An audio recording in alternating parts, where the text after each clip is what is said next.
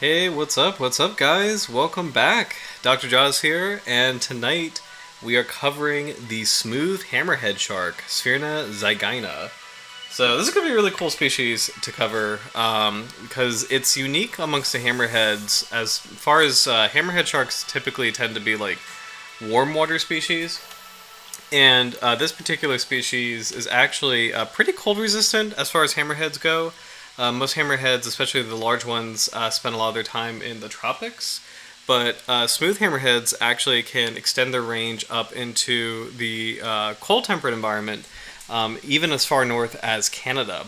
So it's a pretty cool species to review. The other interesting thing about smooth hammerheads is that as far as large hammerhead sharks go, hey Howard, what's up? Welcome back. Good to see you. Good to see you. By the way, thank you so much for your art. I was just about to share that as far as hammerheads go, smooth hammerheads are actually not endangered. The great hammerhead and the scalped hammerhead, the other two hammerhead species, are both critically endangered, but the smooth hammerhead is currently vulnerable, so it's not quite there as far as the IUCN Red List goes. But Howard, thank you so much for your art. I really love the inclusion of the southern stingray as well. He actually, the southern stingray looks adorable in this drawing. But I love that you got the key features of the smooth hammerhead. This looks really fantastic. I like the slight detail of like the jaw projecting forward a little bit. But most importantly, the front of the cephalofoil is smooth. So it's really cool to see that detail. That is like really the only way you can tell a smooth hammerhead apart from a scalloped hammerhead.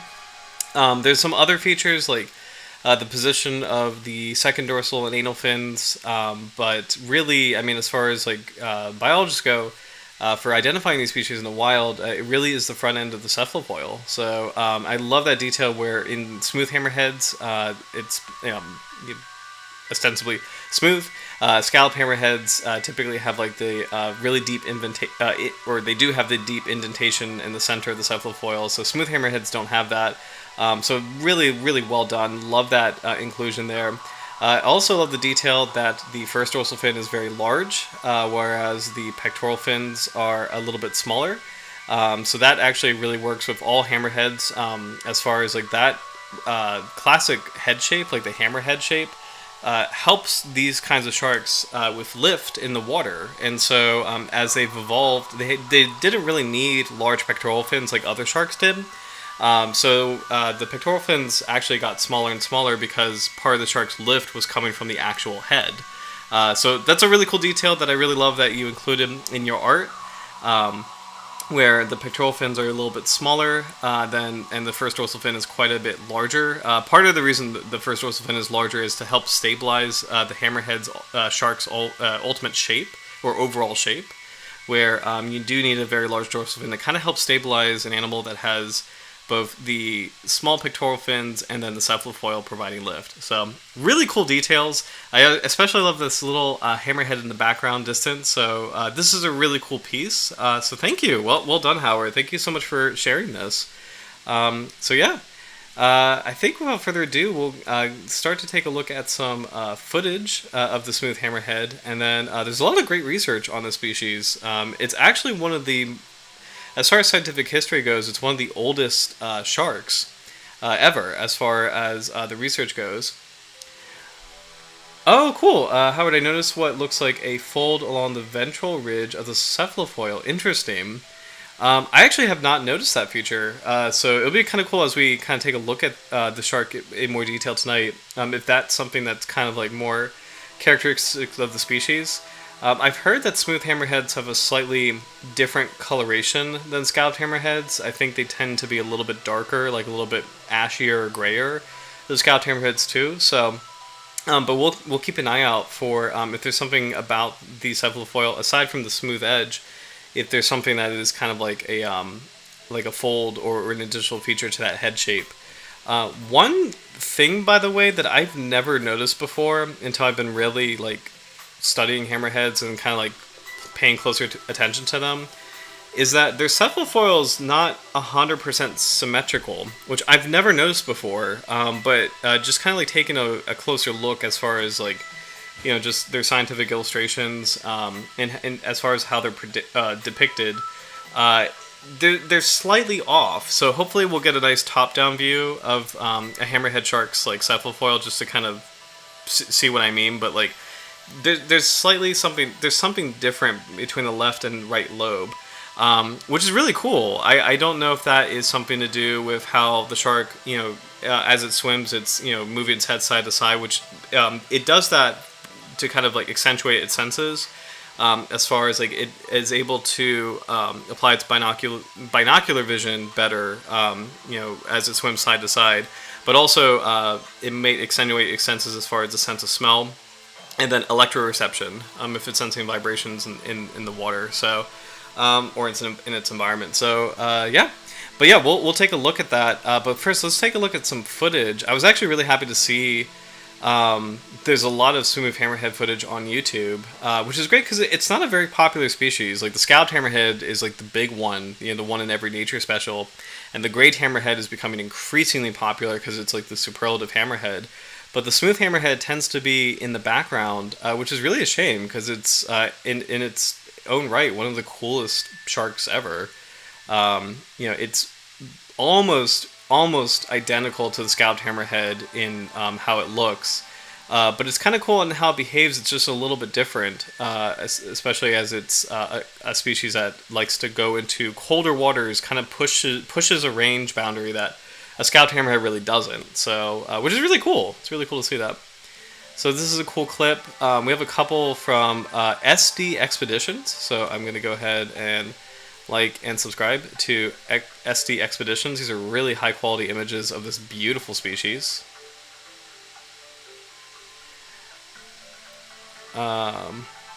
Here's another one that's a little bit longer, and this is kind of cool. I think this is sargassum weed, if I'm not mistaken. So this is a floating kind of seaweed that's a huge habitat for a lot of different marine life. And here's a smooth hammerhead coming in to check it out. So you can immediately tell, and it's actually starting to... it's a smooth hammerhead, but you can immediately tell that this species is so difficult to identify versus a scalloped hammerhead. Because even though the smooth hammerhead has like the smooth shape at the front of the head, it still does have some slight indentations on the sides, and scalloped hammerheads have the two indentations on the sides plus a central indentation, which the smooth hammerhead does not have. So it's really, really, really difficult shark to identify in the wild, and especially if you're a fisheries observer trying to count the species. It's oh, that's actually a really good shot. A fisheries observer trying to count the species, it's really, really hard to do this from a boat. Let's go back to the shot and let's slow this down. This is a great example of the nictitating membrane. We've seen this on other shark species, but I don't think we've ever seen this on a hammerhead, and it's kind of cool to see it applied just to like how strange hammerheads look. So here we go. So the nictitating membrane it kind of works like an eyelid, but it's only found in carchariniform sharks, and it protects the eye while feeding, just like that. So there it is coming up, protecting the eyeball, which is great because it was actually, the eye was getting a little too close to that rope. So look at that. Yeah, so the nictitating membrane is a great feature that evolved only in the carchariniform sharks that helps protect the eye while feeding. So other sharks have to roll their eyes into the back of their head, like infamously like the white shark does that. But carchariniform sharks, like the hammerheads, bull sharks, cat sharks, they have this beautiful, or this really unique feature that it's not like a true eyelid, but it works like as a protective eye cover. It's called the nictitating membrane. So one of the ways to tell a true carchariniform shark from other kinds of sharks. I think I see what you're saying, Howard, by that lateral indentation a little bit, which is pretty interesting. I'm going to pause that clip. I think I see what you're saying, where it's like you kind of have this fold on the forward edge of the snout, kind of going into the nares. So that's actually, yeah, I don't know what that's about. That's a good call on that feature. I'm not really sure what the indentation there is, like what the function of that would be. But yeah, really great shot of that nictitating membrane, which is such a unique feature that gets overlooked in carcharodontiform sharks. But let's go back to normal speed. But I would love to dive with the species or snorkel with the species. It's just such a unique kind of. As far as the hammerheads go, there's only 3 large hammerheads. It's this one, the scalped hammerhead, and the great hammerhead. Actually, and I guess the Carolina hammerhead. I should say 4, because the Carolina hammerhead is a brand new species. But this is completely unique as far as like the environments you can find it in. This is a short but excellent shot of a hammerhead shark chilling with a mako. Really, really great shot comparing these 2 species. Look at this. 2 completely different orders of sharks. Oh man, unfortunately this mako is really badly hooked. But we can use this as an opportunity to kind of, look at some of the differences in just the look and the feel. And we'll slow this down. So mako sharks are lambdiforms. So these are the same group as great white sharks and sand tiger sharks. I always think lambdiforms have just these huge conical heads, and lambdiforms are famous for being like just the streamlined super predators, like these like massive like really efficient bullets in the ocean. Carcharodontiforms evolved more recently. Hammerheads, bull sharks, and sandbar sharks are carcharodontiforms, and I kind of like their feels a little bit more like cosmopolitan, like adapted to a lot of different kinds of environments. Not as stark looking, a little bit more blended into the environment. A little bit smoother looking. Like it's kind of cool, just even aesthetically, like comparing these 2 sharks side by side. Like the mako just looks a lot more rough and rugged, and just it's just built like a torpedo. Whereas the hammerhead is just a lot smoother, a lot more, they're both very graceful species, but there's just something about that smoothness in carcharodontiform sharks. It's kind of hard to describe, but it's part of what makes carcharodontiforms just one of the most arguably the most successful shark group. Squaliforms are also very successful. Millions of years ago, lamniforms used to really rule the ocean. Whoops, sorry. Let me go back here. Like the shark, lamniforms like the mako on the left used to really dominate the ocean, but I think it's since the Jurassic period or the Cretaceous, or I forget if it's since the Jurassic period or with the Tertiary, like the post-Cretaceous period. Carcharodontiforms really rose and replaced lamniform niches in the ocean, and carcharodontiforms really flourished and diversified. Into all these different species. There's almost 200 kinds of carcharodontiform sharks today. So, oh wow, sorry guys. Oh my gosh, the chat exploded. I did not see everybody jump on. Hello. Okay, I don't know if I can catch up on every. Wow, sorry guys. I was so into the footage. What's up? Quackers is here. Minges is here. Roy is here. Oh my gosh. Alright, man, glad you guys are here. Love that the chat exploded. I probably won't be able to get to all the comments, so we'll keep rocking and rolling with Hammerheads. But I'm glad everybody made it, and yeah, so. But here is a cool aerial view of a smooth hammerhead. This is an excellent example, and I included this because this is an excellent example of how difficult the species is to tell apart in the wild from the scalped hammerhead. Again, you have to be looking for just the head shape. Does it have an indentation or not? Another thing that can be slightly helpful is location if you're in a very far north environment. I would say New York is starting to get into colder water, but it's still in the range of overlaps with scalped hammerheads. So that gets kind of tricky. So it really is the head shape you have to take a look at. One thing I really love this shot demonstrates that the hammerheads have a have a penchant for being surface. They like to be near surface waters, especially in the ocean, which is super cool. And I personally benefited from that. Seeing scalped hammerheads in the wild And just like it's such a treat to think about sharks. You know, they can be anywhere in the water column. They don't have to be near the surface near boats, but it's just such a treat when sharks can come to the surface, where you get a really good shot of them. Because it's just you know, they're hard to encounter in the wild. So I really appreciated it. Seeing a scalp hammerhead in the wild.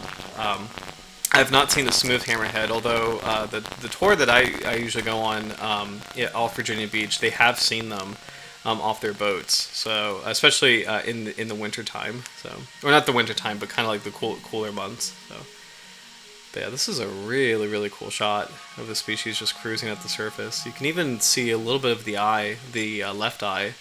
And it's kind of fascinating to see that the shark is at a little bit of an angle too. So this individual is swimming not like completely vertically. Like it almost looks like she's swimming on her side a little bit. So she seems healthy. She seems very healthy in terms of just like, you know, uninterrupted movement. But it does look like she is. Oh, and then now she's kind of switching sides. Oh, that's really interesting. So she's swimming at a little bit of a slight angle, and I don't know why that might be the case. Like other hammerhead sharks, smooth hammerheads do eat fish primarily, so they're not really sharks or a group of sharks that go after larger prey items. They focus mostly on fish. Stingrays are a big thing as far as hammerhead sharks go. They love stingrays. And I am curious about this species. Oh, there's a jellyfish over there. It's a nice sized jelly. I am curious about this species. You know, kind of being able to, since it can penetrate into cold water environments, you know, seeing like what kind of prey items it can collect, and what it hunts for in colder water environments, especially in New England and a little bit of Canada. These sharks can be found in Nova Scotia. It's the only kind of hammerhead shark that can be found that far up north. So yeah, it's such a beautiful animal and a pretty good visibility as far as just like, you know, temperate North Atlantic waters. It's actually really good viz. You can see a lot of great details. The counter shading on the species. So, like a lot of open water sharks, or actually just a lot of these carchirhiniform, or sharks that are like large carchirhiniform sharks in general, they have darker backs and lighter bellies, and it helps countershade against the water column. So, a fish looking up to the surface, so looking at the shark from below, sees a white belly that blends in with the sunlight, and then an animal looking down sees like the dark back that blends in with the depths. So. Oh, this is cool. I like this shot. This is Florida shark diving. So liking or subscribe to that. But rare smooth hammerhead shark in Florida. So. Oh, cool. Roy. I know hammerheads swim on their sides in order to gain lift thanks to the massive dorsal fin they have, but that zigzagging probably means it notices something either below or above. That's awesome. That is so cool. Super cool. Very nice. Oh, I just saw this other comment. Do you think it notices the drone? Interesting. Very interesting. I don't know. Yeah, love the comments, guys. It's really cool. This is a nice shot of a smooth hammerhead kind of approaching a bait box in Florida.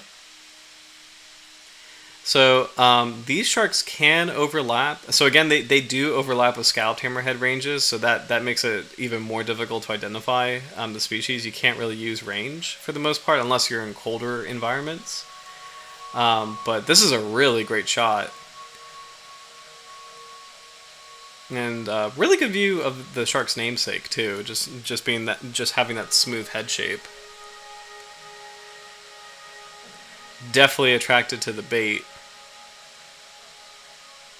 It's so cool. Oh my gosh, beautiful individual.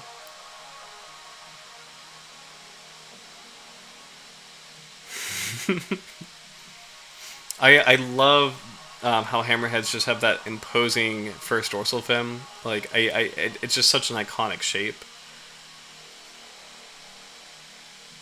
And I think this individual is bumping, that looks like a dead dorado, also known as a dolphin or dolphinfish, also known as a mahi-mahi. That fish has a lot of different names.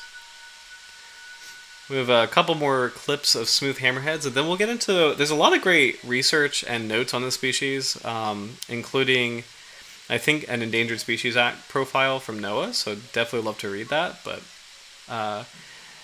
we'll keep looking at some shark footage, including that was interesting behavior. This is from Baja Wild Experience, and that actually was kind of. Let me slow that down. Because that almost looked like the shark was arching its back and lowering its pectoral fins a little bit. So sharks, actually, I mean, as we've seen on this channel, like, you know, sharks do have some mobility in their pectoral fins, and they can change their position. I know that the famous example is gray reef sharks being able to angle their fins down to indicate that they're agitated. This hammerhead it's interesting that it's swimming at the surface. It almost does look like it's arching its back a little bit, and it almost does look like it's kind of holding its pectorals down a little bit. So I've not heard of hammerheads indicating, you know, like that kind of behavior, like indicating mood by the shape of the pectoral fins or arching their back, but gray reef sharks, which is another kind of carchariniform, they do arch their back and they do lower their fins to say, back off, I'm angry, you need to get out of here. So, I don't know. It'd be kind of interesting as we read more about the species to see if that's a behavioral thing. But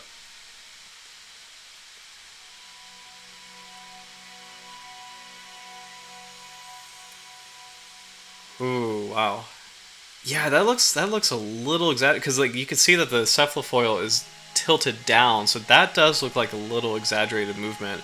Let me know what you guys think in the comments because that looked a little exaggerated to me. We'll do it one more time in full speed, and the fact that the shark is breaking the surface is also interesting too.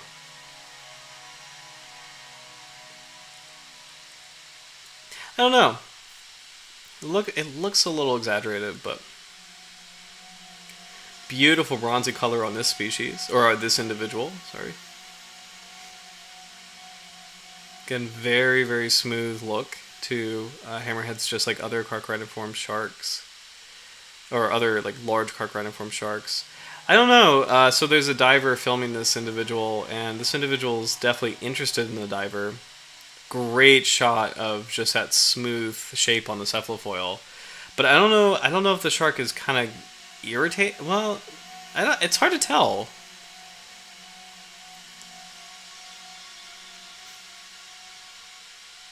Because that looks like normal swimming. Let's take one more look at. The shark made a close pass at one point.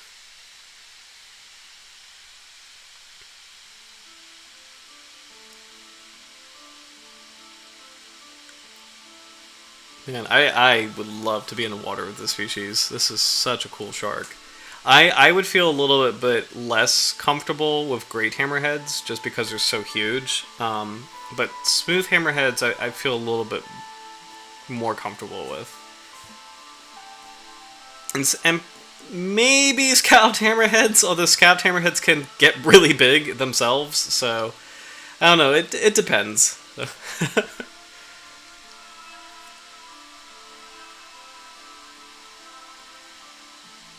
Alright. Definitely a curious shark. Howard says, I would take that as a warning. Oh, Mingus and Quackers talking about drones, and if the hammerhead is noticing a drone. Very interesting. I've seen footage of drones hovering on top of younger great whites. Anytime the drone lowers into the shark, it either scurries off or starts chasing the shadow of the drone for fun. Oh, very cool, Roy. Very cool. Oh man, this is cool footage. YouTuber Mark McQueen, great shot of a smooth hammerhead in San Diego. Although, let me see. Yeah, this species is so hard to tell apart from others, because smooth hammerheads do have like indentations, kind of like scalloped hammerheads on the sides of their head, but the big difference is just there's the main indentation in the middle. So this almost looks like a scalped hammerhead, but there isn't really that indentation right in the middle. So beautiful shot though, just perfect blue water with a bronzy shark. It's such a good visual. And the last shot from Fish Guy Photos, which is a really cool channel. Probably won't watch the whole thing, just in case this is. I think this is other drone footage.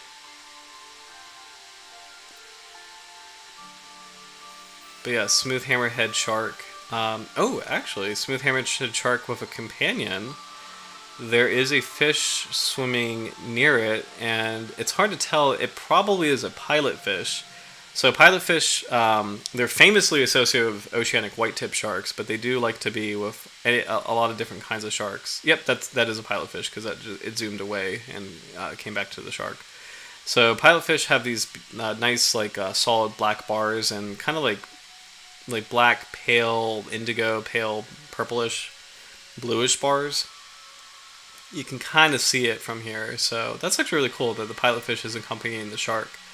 And pilotfish, kind of like shark suckers or whale suckers, they will stay around the shark just to pick off scraps of food that the shark may be hunting for. So it's a pretty great survival strategy as far as being associated with the baddest thing in the ocean. It's like if anybody's a Lord of the Rings fan, it's kind of like was it Merry or Pippin saying like the closer you are to danger, the further you are from harm.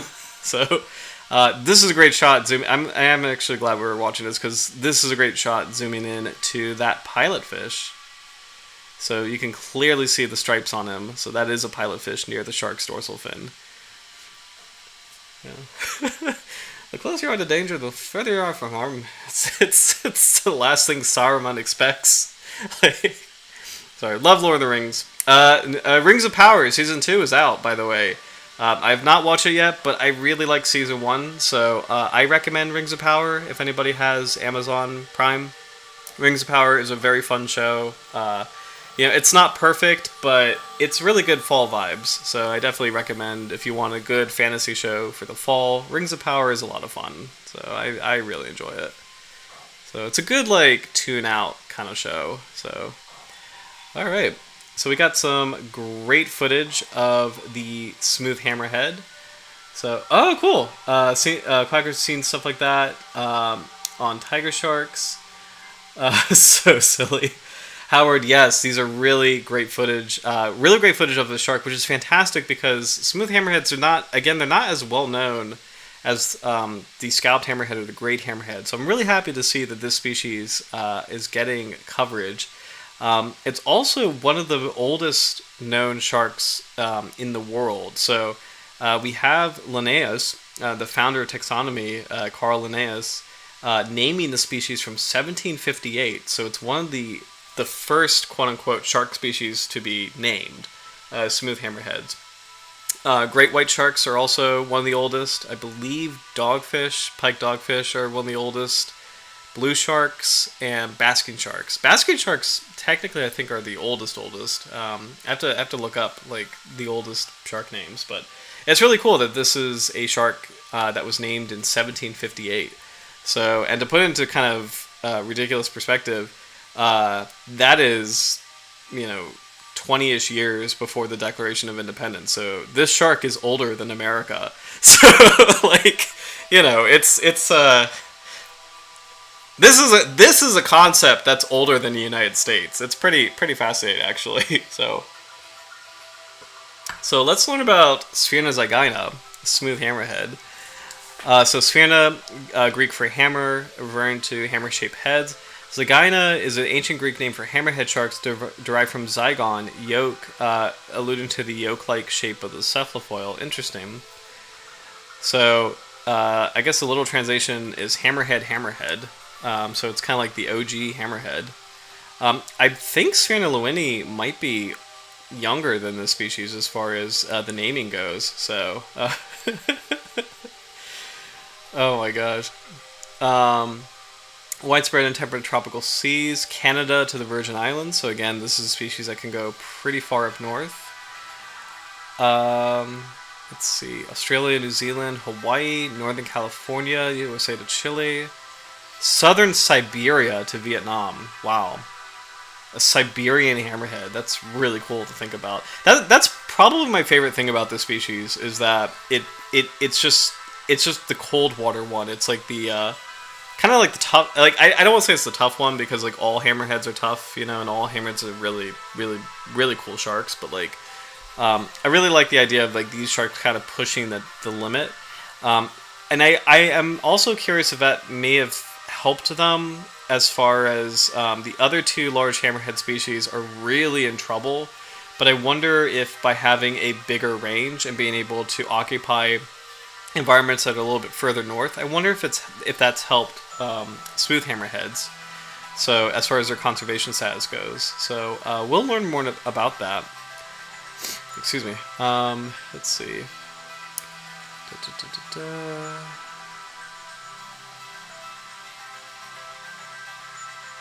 Biology occurs inshore and well offshore over continental and insular shelves. Coastal, pelagic, and semi-oceanic, but often bottom associated, 139 meters, so still like a solid zone species. Migrates northward in summer, young often in large aggregations of hundreds of individuals. Prefers to feed on small sharks, skates, and stingrays, but also preys on bony fishes, shrimps, crabs, barnacles, and cephalopods. Viviparous, so live-bearing, regarded as being dangerous to people, though only few can be tentatively attributed to the species. So I'm assuming only a few shark attacks can be tentatively attributed to the species due to its occurrence in temperate waters. Oh, interesting. Reported to cause poisoning. Interesting. I've never heard that before. What's that reference? Oh, nope. Oh, SQL. Haha. I'm starting to learn how to use SQL. It is very complicated. Alright, let's get back. Come on! Okay. Caught occasionally by a shark in tuna longline fisheries. Meat utilized fresh, dried, salted, possibly smoked for human consumption. Liver oil for vitamins, fins for soup. Boo. Hide for leather. Carcass for fish meal. Used in Chinese medicine. I really hate that. I watched, my girlfriend and I watched, there's this travel show we love called Somebody Feed Phil.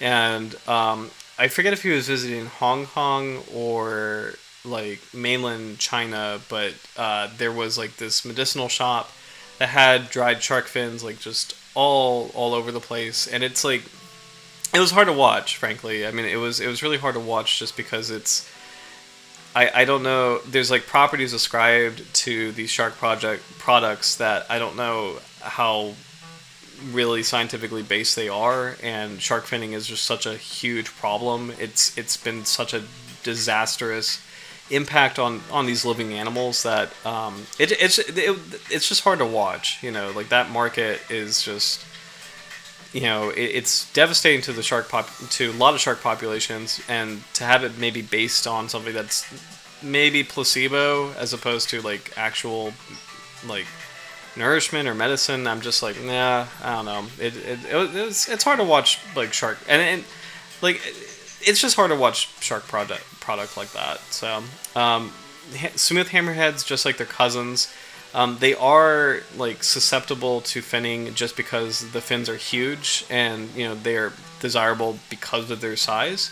But again, and I mentioned this earlier, it's a vulnerable species, not an endangered species, so it has been more resilient to a lot of pressure from humans than other hammerhead species. So we'll take a closer look at that. Just want to catch up on the... oh, interesting! Oh, yeah. love the comments. Siberian hammerhead. Oh my gosh. Howard, it also tolerates fresh water. Interesting. So, like, what's really cool about that is smooth hammerheads. It's one of the few species that enters the Chesapeake Bay. So, another reason why it's one of my favorites. There's 12 sharks, and now arguably 14. Sharks that are known to go into the Chesapeake Bay, which is lower salinity, and the smooth hammerhead is one of them. I've never heard of the smooth hammerhead penetrating freshwater in the bay, but there's quite a few species like the bull shark the bull shark is not known for penetrating freshwater in the bay either, but it clearly penetrates freshwater in other areas, like the Mississippi River being the most famous in the United States. And actually, when you go back far enough, bull sharks, there is a record of bull shark in... It's not Alexandria, which is really close to Washington, D.C. It's somewhere further south of it, but that's still like tidal freshwater. So yeah. But anyway, so Smooth Hammerhead, I've never heard of it entering freshwater, but I'm not surprised, and I'm very curious to read more about it because it is a lower salinity tolerant shark. So it is in my neck of the woods as far as the Chesapeake Bay goes. So we'll see. I'm curious to see more about like where you can find the species. So, oh yeah, Howard. Not just sharks. All sorts of animals are victims of Chinese medicine markets, rhinos, tigers, and many others. Yeah. So I mean, that's one thing that's related to that. That's important. And I think we do have something pulled up for them. So the Memorandum of Understanding for the Conservation of Migratory Sharks, so CMS, Smooth Hammerheads is one of the few species on here. And this is a great. That comment is a great example of like why this exists, where measurements like these really help crack down on trade of endangered species, and really help crack down on just like where that trade is flowing to, where it's coming from, and what can we do to limit it. So I'm not as familiar with terrestrial animals in terms of like, you know, how effective conservation measures are, and like, you know, what, you know, things like the Endangered Species Act or other in the United States or other like international bodies affect, you know, terrestrial animals. But for marine animals, CMS or CITES, those are like the big ones as far as sharks go. It's great to see that this species, the smooth hammerhead, is under that protection to kind of help reduce, you know, its inflow into those markets. So, but we'll read more about that. I love that it has a Florida Museum of Natural History profile. This is a really great starting point for shark, getting to know sharks, especially in the Atlantic or the Western Atlantic. So let's see what we got, because these are usually really good breakdowns of species. So smooth hammerhead, coastal shark prefers shallow waters. Oh, there you go. This is just like you said, Howard. Are reported to even venture in freshwater. Interesting. I'm so curious where. I wonder where they've been found. Sporting a wide and smooth cephalofoil. This seasonal migrant is second largest in the genus Sphyrna. Interesting. So this is bigger than scalped hammerheads? Really? English names: smooth hammerhead, common smooth hammerhead, round-headed hammerhead. I like the smooth hammerhead. I think that's a fair name for the species. So let's see other names. Iskandar in Arabic, it's a cool name, or Jarjor. A wall in Bakal. Let's see. Finish Vasara Hai. Ooh, Canada Variocha. I like that name. Boat. Marathi boat. I don't know how accurate that is. It's really funny if the shark is called boat in a different language. So interesting names. Lots of different names. So it's kind of cool to see that this species does touch so many different cultures. It is a cosmopolitan species. So, ooh, this is not good. This shark has some of the highest rated fins for the Asian shark fin soup market. Ooh, not good. Danger to humans. Hammerheads are considered potentially dangerous. 15 unprovoked attacks for all species of Sphyrna, but no fatalities, which makes sense. Again, this species kind of likes to, or this group of sharks likes to go after fish, really. So it makes sense it doesn't really harm people. Let's see. In the United States, conservation in the United States, smooth hammerhead sharks are grouped with large coastal species, a group that biologists consider being the most vulnerable to overfishing. Species is caught in gillnets, longlines, and bycatch and driftnet fisheries. Due to their high fin ray count, they and other hammerheads are amongst the most desired species in the Asian shark fin market. Smooth hammerhead, scalped hammerhead, and great hammerhead have represented 5.9% of the fins auctioned in Hong Kong past years. So smooth hammerhead, again, it's a vulnerable species, so it's doing better. The scalped hammerhead and great hammerhead are now both critically endangered. Distribution. So again, pretty cosmopolitan shark. I love that you can find this in Canada. I just think that's really cool. We talked about Siberia, which is so cool. Habitat, preferring shallow water less than 20 meters. Smooth hammerheads live close to shore, over continental shelves, and inshore waters such as bays and estuaries. Okay, they occasionally enter into freshwater Indian River, Florida, and the Rio de la Plata estuary in Uruguay. That's really cool. So Indian River is a very famous shark location in Florida. Lots of bull shark studies in that area, but I didn't realize that smooth hammerheads can be found there. So that's really cool. Shout out to Indian River and Indian River Inlet in particular. That really big shark hotspot, actually. So juveniles form large aggregations, while adults occur individually or in small groups. The nursery habitats are generally smooth, sandy substrate in shallow waters, 10 meters. During summer months, smooth hammerheads form schools during migrations north to warmer waters, and again during their return in winter. Again, you could find it in Indian River, so that's extremely cool. Distinguishing characteristics: 1. Head broadly arched and hammer-shaped and lacking an indentation at midline, so here we go.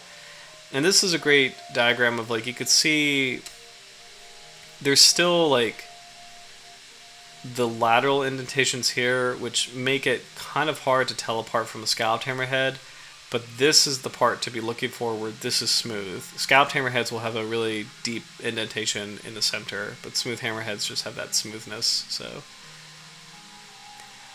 the other thing, pelvic fins with straight to nearly concave rear margins. So that's really hard to tell apart in the wild. That's going to be a really hard feature to look for in the wild. So.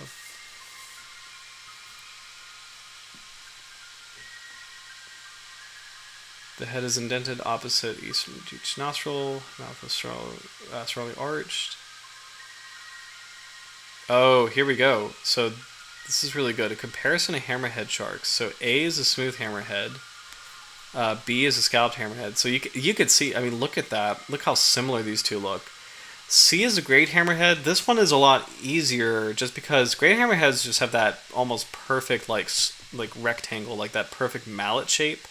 So that is a little bit easier to identify. They also look just terrifying. Like they just look massive, powerful, bulky, really scary. The other two hammerheads look a little bit more chill. But yeah, these two, the smooth hammerhead and scalloped hammerhead, they're so hard to tell apart. Because again, it's just that center feature right here where smooth hammerhead is smooth. The scalloped hammerhead has the indentation. When you look at these lateral features, these side features in the cephalofoil, they look pretty similar. So, you know, it's understandably really, really hard to tell these species apart. D, shout out to the bonnethead. Very easy to tell apart. There's no other hammerhead shark that looks like this little shovel shape. And it's a small, cute hammerhead. You know, very cool species. But, yeah, A and B, very, very difficult to tell apart. So, you know. Boat, yeah. Oh my gosh. Yes, Roy, love to swim with a great hammerhead. There are diving opportunities. I think Bimini in the Bahamas, very famous area to do that. So I would love to do that too. I think I need to work myself up to that maybe because it's just such a huge shark. But I would love to do that. So I need to get more familiar with like maybe some mid-sized sharks first, and then work my way up to something like a great hammerhead because that would be just insane. So let's see. I think I read all this as far as or kind of capture all this. What I was just saying as far as the head shape. We don't need to go into too many details. As far as how it looks. Size, age, and growth. Very little is known about the life history of this species, but it's believed to reach a maximum size of about 13 feet. Males mature at around 8.2 to 8.5 feet. So, sorry, 4 meters or 13 feet. 2.6 meters or 8.5 feet. Females, 2.7 meters or 8.7 feet. The species is believed to live 20 years or more, but is not yet known. So that's a big shark, though. Pretty big individual. Feeds mainly on squid and bony fish, but crustaceans and smaller sharks and rays have also been reported as well. Parturition and mating happen during spring. 10 to 11 month gestation period, so that's actually not terrible as far as sharks go. And 20 to 50 pups are born, so that's actually okay as far as sharks go. I wonder if that's another thing that maybe helps this species. Predators. Larger sharks will prey on juveniles and subadults, however adults have no major predators.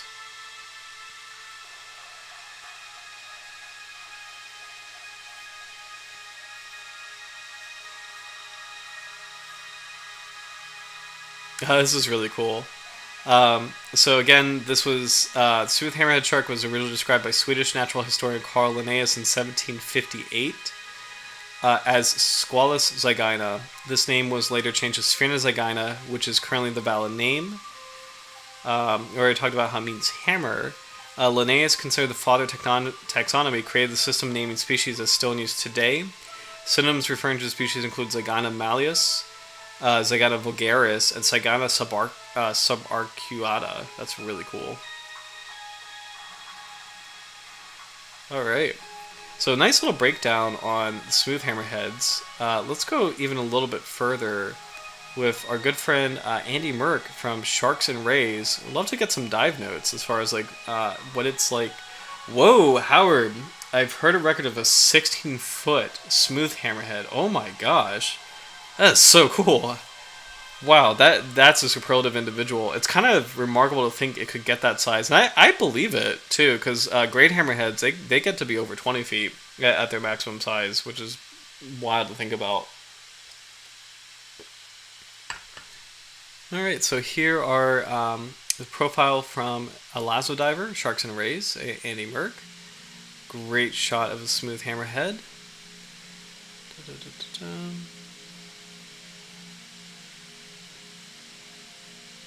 Pelvic, so some other subtle features. First, dorsal fin rear margin straight. Free rear tip of first dorsal fin terminates well before level of pectoral fin origin. Second dorsal fin low with extremely long free rear tip. Pelvic fin posterior margins not noticeably falcate. Okay, so these are a couple other features to kind of help identify the species versus a scalloped hammerhead, but they're very subtle. So really, the head is the head shape is the best way to go. Conservation status vulnerable. Great shot here. Smooth hammerhead is heavily fished target and bycatch species in longline, purse seine, and gillnet fisheries worldwide.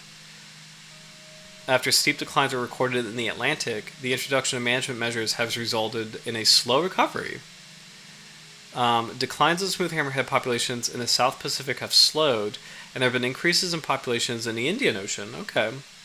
Catch data indicates a global population reduction of 30 to 49%. So it's not good, but that's a lot better than other shark species. Like dusky sharks we were reading last week. Dusky sharks range from 80 to about 90-95% for the population reduction. So 30 to 49%, still not good, but much better compared to other sharks. Reaction to divers: shy and easily spooked by loud noises such as divers' bubbles, but relatively easy to approach on snorkel in baited situations. Okay. Diving logistics. Traditionally a difficult species to encounter, but the recent introduction of organized shark feeds near Cabo San Lucas on the southern tip of Baja has made photographing. I almost said photographing. Oh my gosh! Been watching a lot of British TV lately. I don't know if that's how they say it, but photographing. Like aluminium versus aluminum, like just those little nuances between British English and American English. So, photographing smooth hammerheads relatively easy. So this is Baja, California. Officially, the trips are usually pitched at, or I guess you call it Baja California. Baja is technically Mexico, but I always heard of it as Baja California. Um, Officially, the trips are usually pitched as Mako encounters, but towards the end of Mako season, hammerheads are not uncommon. Some animals tend to be characteristically shy, but now and then a player will arrive that allows extremely close encounters, essentially circling snorkelers in an effort to reach the bait. If you're specifically hoping to see a smooth hammerhead rather than blue and mako sharks, the best time to look for them in that region would be March to May. Very cool. Big fish expeditions offer blue and mako snorkeling trips in March, when all three species are likely to be encountered. Very cool. While chummy for larger sharks near Point St. John's in South Africa during the annual sardine run, I have snorkeled with very small juvenile smooth hammerheads that approached the bait even though they were less than 1 meter long. I would not say this is a location worth visiting in order to see the species, but it illustrates how bold smooth hammerheads have become in the presence of bait. Very cool. I love these notes. Like, these are so cool, and there's nothing else quite like this website. So Sharks and Rays, one of my favorite websites ever. We gotta check this really quick. Shoot. Oh, there's not a link. Sorry, I got excited over here. Carolina Hammerhead. I hope they can build a profile on it. Outwardly identical to scalloped hammerhead, range restricted to the western Atlantic. It's such a cryptic species, like hiding in plain sight. So, man. Roy, great hammers are copying great white specks. Yeah. Oh my goodness. Behavior. Little is known about the habits of the smooth hammerhead. It is rarely encountered on the east coast of North America, but more common in the eastern Pacific, where it enters shallow bays to give birth. For example, La Paz Bay and protected coastal areas further north in the Gulf of California. I've seen small juveniles within 1 kilometer of the shore near Boiki Bay, Boiki Bay, and Waterfall Bluff in South Africa, indicating that this is another nursery area. Oh my gosh. Let's take a look at some of these photos. Just glorious species. That's a really great example. That's actually an excellent example of a true smooth hammerhead that it's just difficult to tell apart from the scalloped hammerhead, but you can see it's just smooth. It doesn't have that indentation. So that's a really good photograph, seeing how closely it resembles its sister species, but it really isn't it in life. So these are fantastic photos of smooth hammerhead sharks. Oh man, what a shot. Oh, great shot of the nictitae membrane. And here we go. Howard pointed this out at the top of the stream. Look at this. This strange groove right here. This indentation at the interior margin of the cephalofoil. So I am so curious what that's about. Good call, Howard. I don't know what this is. I would assume it's a channel that somehow maybe heightens the sense of smell, but otherwise I'm really not sure what that could be. So, just Boiki Bay, yeah. Oh my gosh, love that. Yes, Rory, that is a long nostril. Yeah, that's a really strange looking indentation. This photo originally caught my eye because here's a good shot of the nictitae membrane protecting the pupil. You can actually even, I always do this on this website. You can actually even see the iris a little bit, which is so cool. And also, it's just so eerie to see, like, you have the broad cephalofoil, and then this outward eye, and like this eye area, like just being larger than the cephalofoil. I mean, smooth hammerhead sharks work. Like this look works completely well for them, but when you step back and just kind of think about it, it's such a weird looking shape, compared to most other shark species. But I think it's really beautiful, just as far as how proportioned it is to everything else. But really great shot. Now I wonder here. Okay, so I mentioned at the very top of the stream, I've been taking a closer look at hammerhead cephalofoils, and I've noticed a slight asymmetry between them, between the left and the right side, which I've never noticed that before.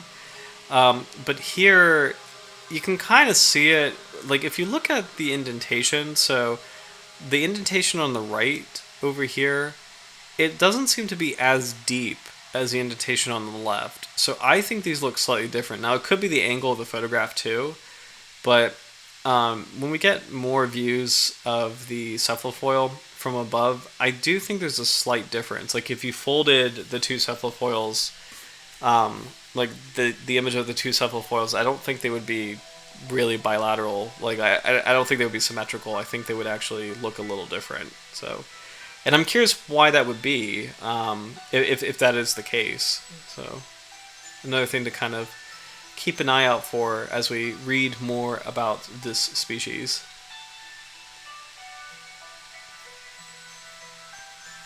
Alright, I think I might have skipped over Shark Research Institute, some great illustrations by Mark Dando, classic illustrations on this species. These are the illustrations used in Sharks of the World. What to look for: a large hammerhead without a notch at the center of its curved head.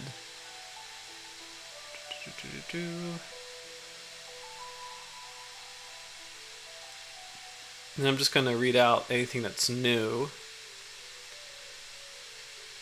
Okay, nothing really new here, so we'll keep going. So we'll read up on the IUCN Red List profile, and then I do want to look at, well actually yeah, we got to do IUCN Red List. I do want to look at the Memorandum of Understanding for SIMS, and then there's a really beautiful identification guide and a cool report from NOAA that I want to follow up on too. There's a lot of material on this species, so. But Smooth Hammerhead, it's currently vulnerable. Here we go. Yep, did I pass it actually? Assessment information detail. Here we go. Smooth Hammerhead is a large coastal and semi-oceanic pelagic shark, wide-ranging in temperate tropical seas to depths of at least 200 meters, possibly 500 meters. Population growth rates of 0.225 per year, I'm assuming that's percent, per year, are among the fastest known for pelagic sharks, and the fastest is the hammerhead species. Ooh. Wow. I don't really have a comparison, so, because that seems like such a low number, but maybe as far as sharks go, I guess it's really good. So I'll read that again. Population growth rates of 0.225% per year are among the fastest known for pelagic sharks and the fastest of the hammerhead species. The smooth hammerhead is caught globally as target and bycatch in coastal and pelagic commercial and small-scale longline, purse seine, and gillnet fisheries. It is often retained for the fins and sometimes the meat. It has undergone steep, historic declines in the Atlantic, but the introduction of management measures may be allowing slow recovery, lesser declines in the South Pacific, and increases in the Indian Ocean. This is great. So this is a really great species as far as recovery goes, like a positive conservation story. The weighted global population trends estimated a median reduction of 22 to 65%, with the highest probability of greater than 20 and less than 20% and, am I doing this right? Wait a minute, is this backwards? Less than 20% and greater than 80% reduction of the past, that seems backwards. It should be greater than 20% but less than 80%. I don't know if I'm doing this right. I don't know if that's a typo, but anyway, I think it's a typo because it's saying less than 20% and greater than 80%, but I think these should be switched. So that's greater than 20% but less than 80%. Anyway, reduction over 3 generation lengths. The Northwest Atlantic data that includes the period after management changes led to the lower estimated global reduction. However, there's uncertainty in some of the catch data, limited regional representation of some time series, and intensive fisheries in data-poor regions that are suspected to have driven declines, balanced with a relatively lower level of artisanal fisheries for threat to the species compared to that of the scalloped hammerhead and great hammerhead, due to its generally more temperate distribution. Okay, so the distribution is helping with this species. So, like, scalloped hammerheads or great hammerheads run into more impact because they occupy areas that are more concentrated in warm waters, whereas the smooth hammerhead, because it likes cold waters, it can avoid a little bit of that pressure. Expert judgment elicitation thus inferred a global population reduction of 30 to 49%, and the smooth hammerhead is therefore assessed as vulnerable. More robust species-specific data and monitoring of catches is required to improve certainty of catch estimates for future assessment of the species. So, compared to other hammerheads, it sounds okay, but I am really glad it's listed on CMS. That's just really good as far as like a preventative measure, just to make sure. It's better to kind of, just like going to the hospital, it's better to do things preventatively and, try if you can to catch things in the beginning as opposed to waiting to the last minute. As far as conservation goes, so many shark species are like already endangered or critically endangered by the time they're listed. I feel like the oceanic white tip is a good example. Like they're already right there by the time that they are listed as a species in need of protection. So it's really great to see that the smooth hammerhead is not quite there yet as a vulnerable species, but it's still included in that consideration of like, hey, we want to be preventative. We want to make sure that we can ensure that the species is okay. So I'm really glad that there is attention on it. And I think the attention on it kind of comes from the plight of its cousins, like the scalped hammerhead and the great hammerhead. So, but let's check that out. So Sphyrna zygaena, smooth hammerhead, is listed by IUCN Red List as vulnerable, as its population worldwide may drastically decline unless efforts are put in place to secure its survival. It's a highly mobile hammerhead shark with active and strong swimming capacities. The maximum reported size is 4.2 meters, but it's usually 2.5 to 3 meters. This is the most oceanic of all hammerhead sharks, as well as the most temperate tolerant species. It is most common in waters 16 to 22 degrees Celsius, but also be recorded in cooler waters of 13 to 19 degrees Celsius off South Africa. Let's convert that to Fahrenheit for my fellow Americans. Hold on. Celsius to Fahrenheit.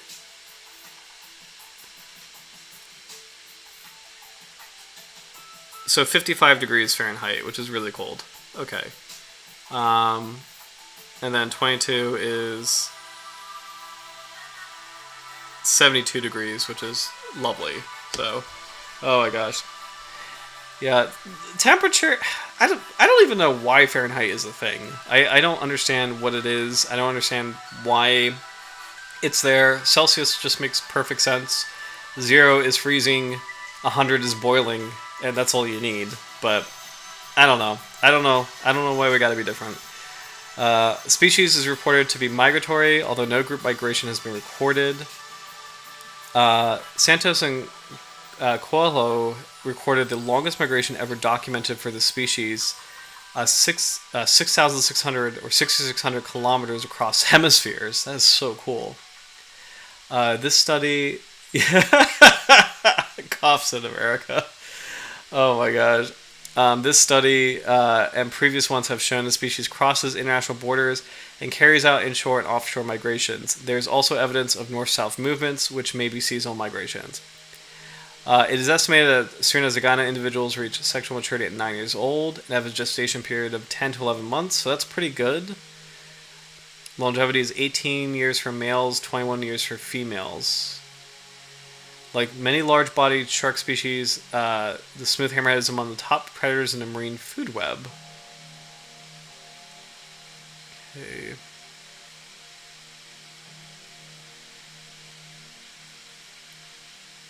I'm just going to scan through this. The meat quality is deemed low, but its high fins are high value due to their large size and high fin rate count. An analysis of the trade through the Hong Kong fin market, it's estimated that 4 to 5% of all fins traded were smooth or scalloped hammerhead each year. Oh man, this would account for an estimate of 49,000 and 90,000 tons of smooth hammerhead shark taken each year, which would be about 1.3 to 2.7 million individual animals. Oh my god. Habitat degradation and pollution affect coastal ecosystems that juvenile smooth hammerhead sharks occupy during early life stages. However, the effects of these changes and their ultimate impact on populations of smooth hammerheads are currently unknown. Reduction of threats. Reducing bycatch mortality for hammerhead sharks is hampered by the high mortality rates for these sharks after being caught in fishing gears. So yeah, I think most everybody on the stream knows this already, but just as a refresher, when hammerheads are caught on the hook, they stress out really, really easily.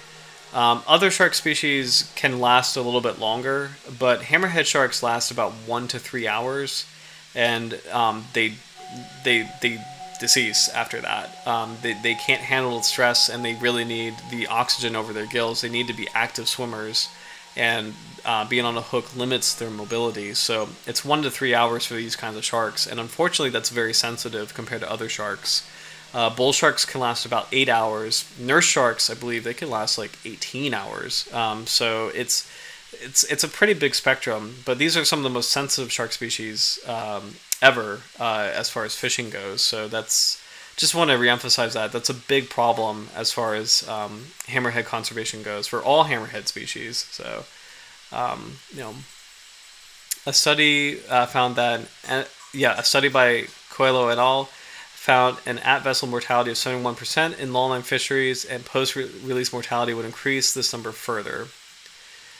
So again, really high. Effective management for the species should therefore focus on avoiding unintended capture. However, it is evident that the lack of species-specific data collection is hampering management for the species.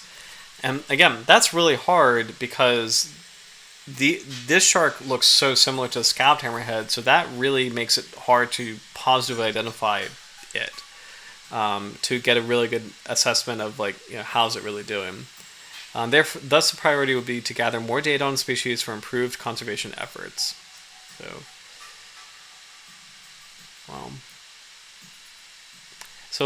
I do want to jump over back to IUCN because they sometimes have a good summary on conservation in terms of what's being done to help the species. So, conservation actions.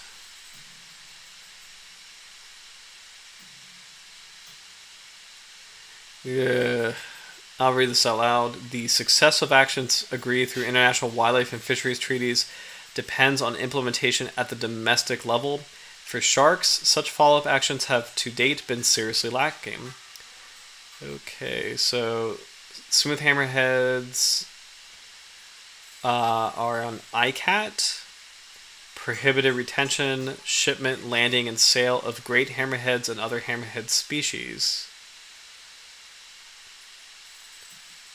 Western and Central Pacific Fisheries Commission designated the great hammerhead as a key shark species.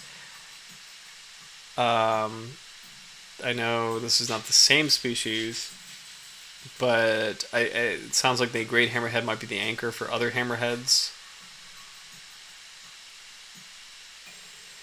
Yeah, Rory, not being able to breathe while having a panic attack is insanely brutal. Yeah, it's horrible. I mean, it's again, as far as what we can do, and I this applies to all of us, myself included. And just to be mindful, I'm getting more involved in cooking. I in my personal life, I'm actually experimenting with new recipes and stuff, and just actually putting myself out there more. But I have to be careful about what I buy from the store. So I really try to avoid seafood, or if we're out somewhere, I will ask where is it sourced. Depending on what it is. Shrimp is a really bad one. Shrimp can be just really shrimp can be dicey as far as where you get it from. Especially if it's it depends on where you are, but there's some markets, and actually this might be a good chance to pull up Seafood Watch. This is a really good guide, and I'll put this in the chat, especially since we have a lot of our viewers here tonight. So, like, as far as personal impacts that we can do, as far as helping sharks, is being conscious in the grocery store. And when I say personal impacts that we can do, I mean, like, what are things that we can do in our daily lives to help sharks? And, those are, like, being responsible power, being environmentally friendly, clean up trash, recycling. These are all things that, we know are positive for the environment in general. But I think like one of the most direct things we can do is just paying attention to what we eat, and no judgment if like because seafood is complicated because part of it is also cultural, part of it is actual genuine substance. So it's like no judgment if you like seafood. I mean, like I do, I really do enjoy it. If you like seafood or if there's a cultural connection to seafood, like no judgment there. But if you have flexibility or if you are thinking about things that you like to do to kind of help sharks directly, being conscious of what you purchase or avoid seafood-wise is probably the most direct thing, because we drive the market. Like we have a lot of power as consumers, shaping actively, what markets are viable, what markets are really maybe not. So this is Seafood Watch. I do want to put the link for it. This is a really nice, easy to use guide that I personally use quite a lot. It's really, really handy. No. Order printed guides.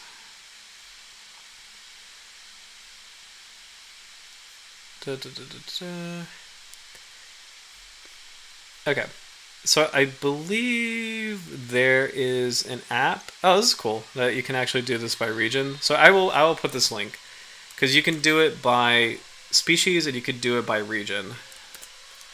So this is Seafood Watch. This is probably the easiest, quick and dirty way to pull up something. And I've actually used this before at the grocery store.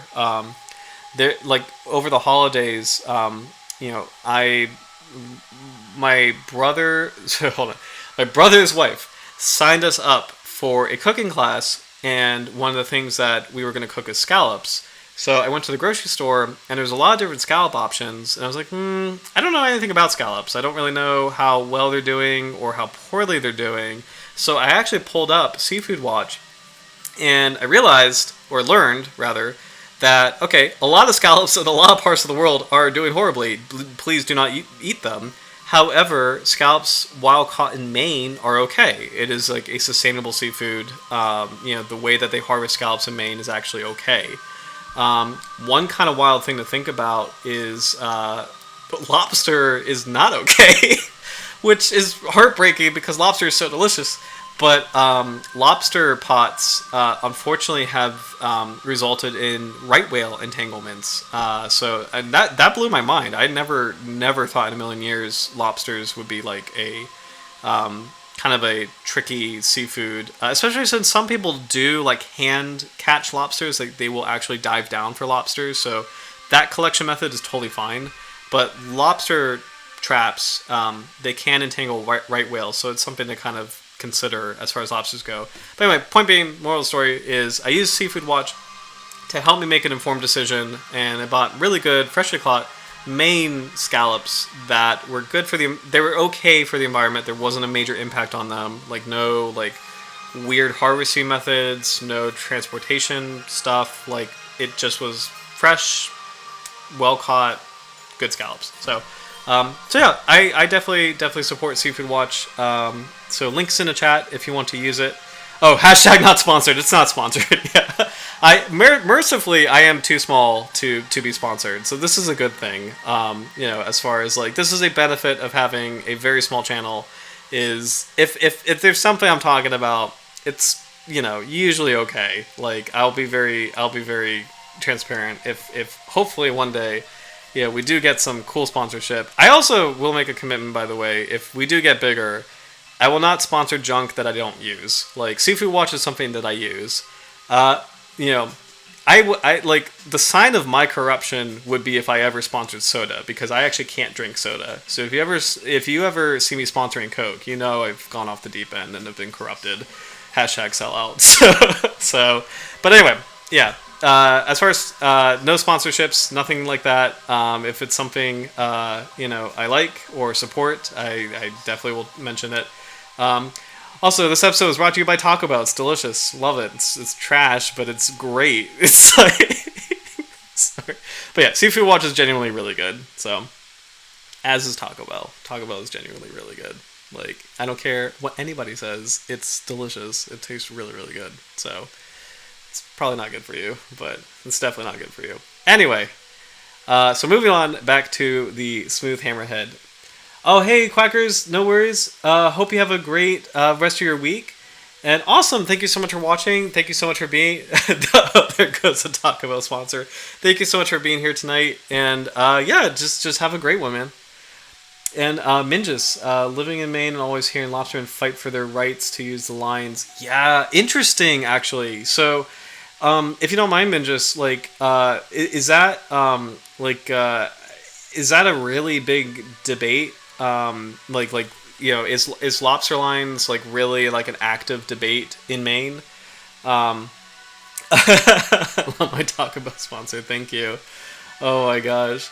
Because in the Chesapeake Bay region, the big one, there's a couple ones that are an issue. So like in the Chesapeake Bay region, we have this group of fishermen historically called watermen.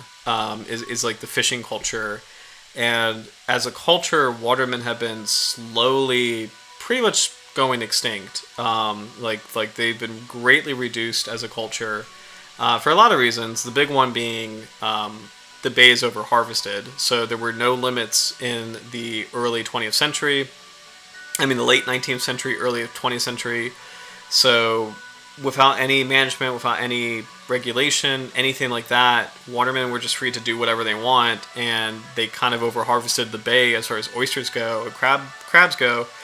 So it's become an increasingly like less viable career, and a lot of people have moved on to different industries. So it's very difficult to be a waterman, and there's that cultural degradation, and I think with that there's a lot of angst about how difficult the business is, and then also with that angst, a lot of frustration. Some waterman communities do work with government or do work with scientists or do work with scientifically informed like fisheries management and actually have a positive relationship in the Bay region.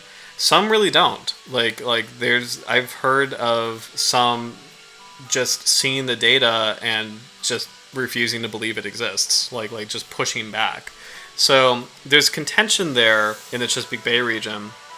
The most infamous one that I can think of is a really stupid campaign to go after cow-nose rays because they were using cow-nose rays as a scapegoat for why oysters and scallops were starting to disappear.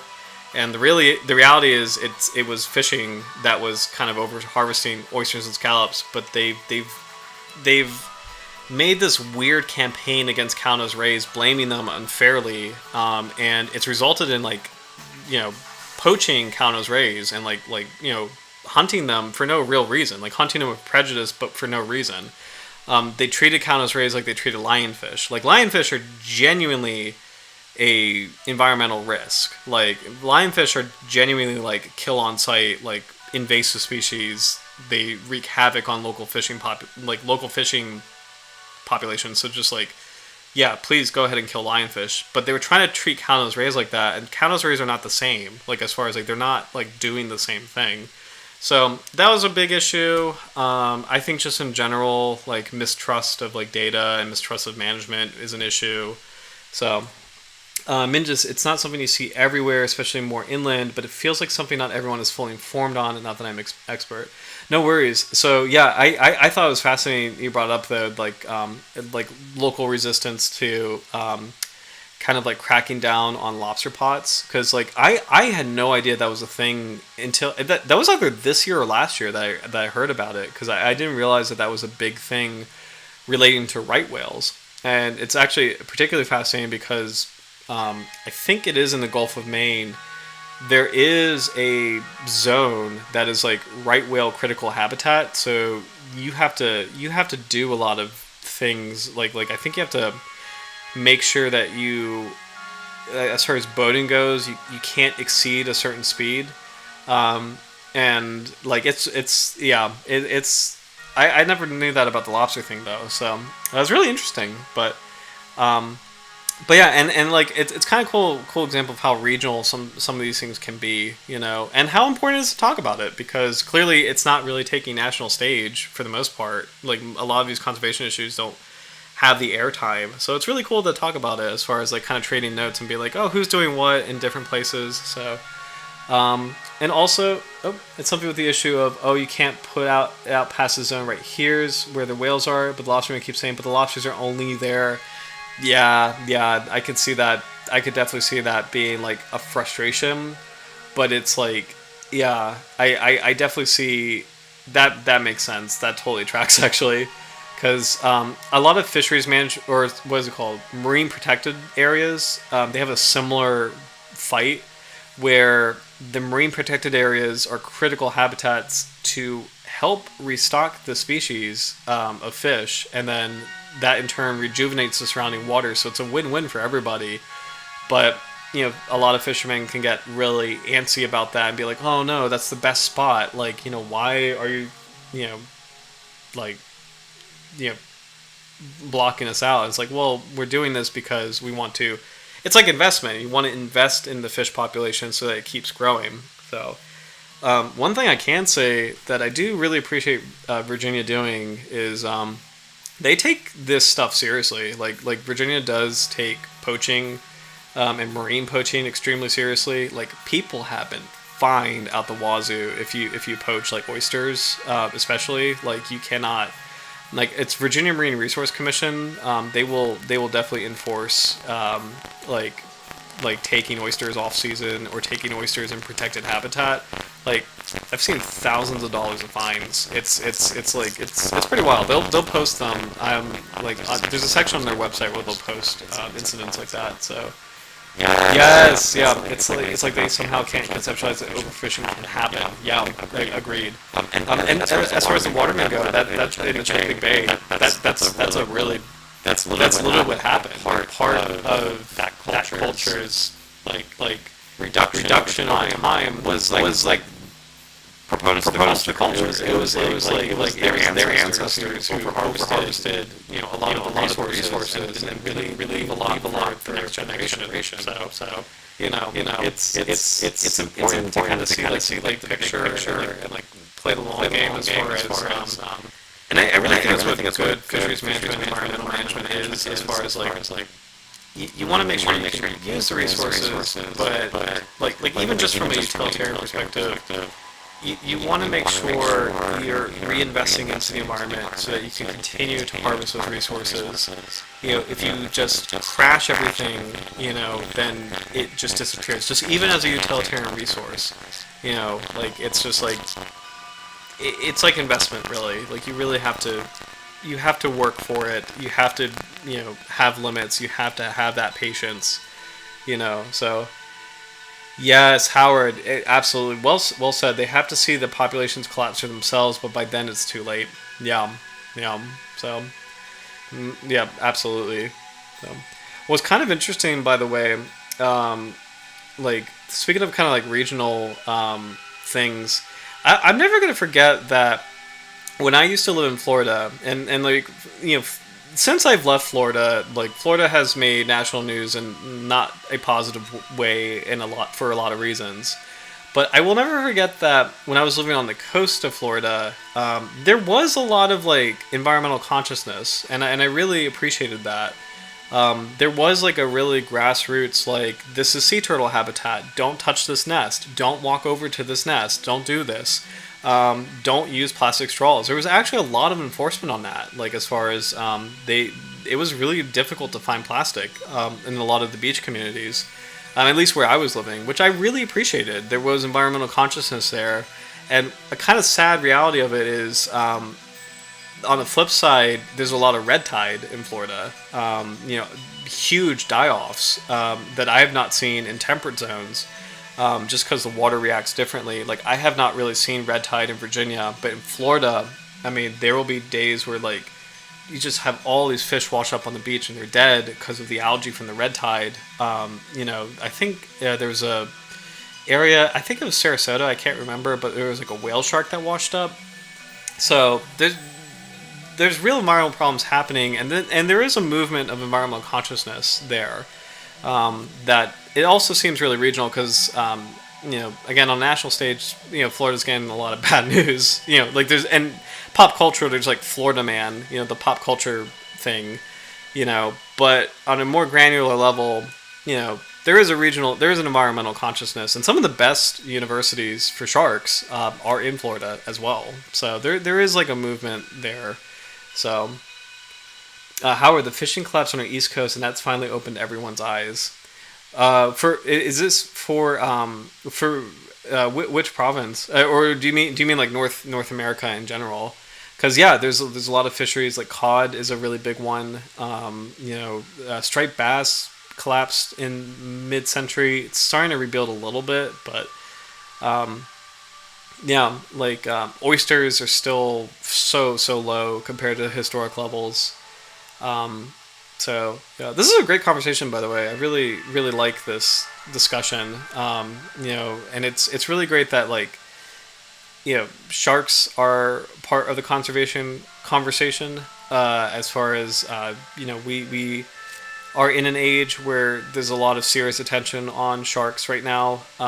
CMS or SIMS is one of the big bodies. Nova Scotia, Newfoundland. Oh, ooh.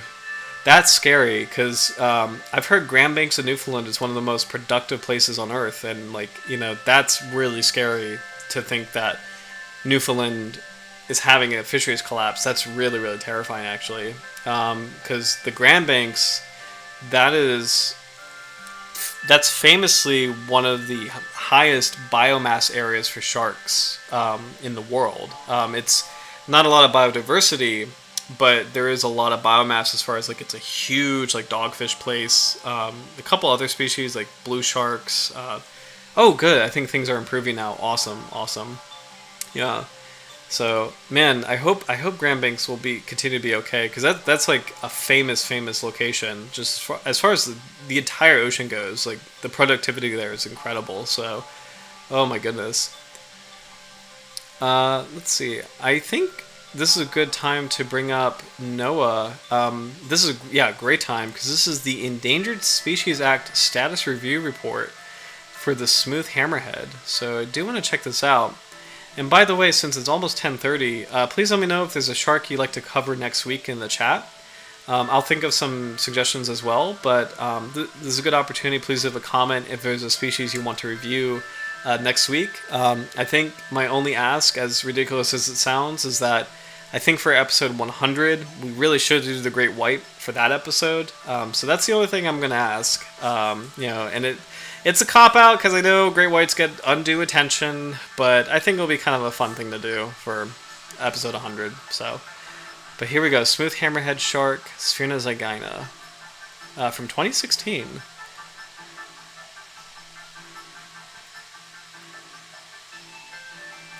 This report was produced in response to a petition received from Defenders of Wildlife to list the smooth hammerhead shark as endangered or threatened under the Endangered Species Act.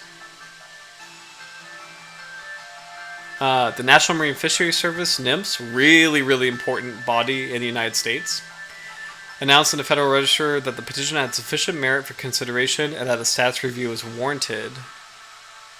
This report is a status review for the smooth hammerhead shark. This is really cool. This report summarizes the best available data and information on the species and prevents an evaluation of its status and extinction risk. It's thought to be the hammerhead most tolerant of temperate waters.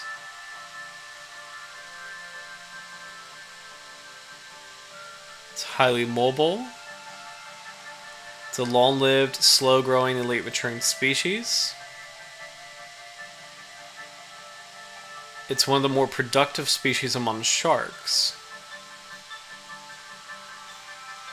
While smooth hammerhead sharks are a wide-ranging species, their distribution and abundance throughout its range is not well known. With respect to general trends in population abundance, multiple studies indicate smooth hammerhead sharks may have experienced historical population declines of varying magnitudes over the past few decades. Overutilization, illegal fishing, shark fin trade. Smooth hammerhead sharks are currently being exploited throughout their range, particularly juveniles of the species in the southwest and eastern Atlantic Ocean, western Indian Ocean, eastern Pacific Ocean. Species-specific fishery information is severely lacking.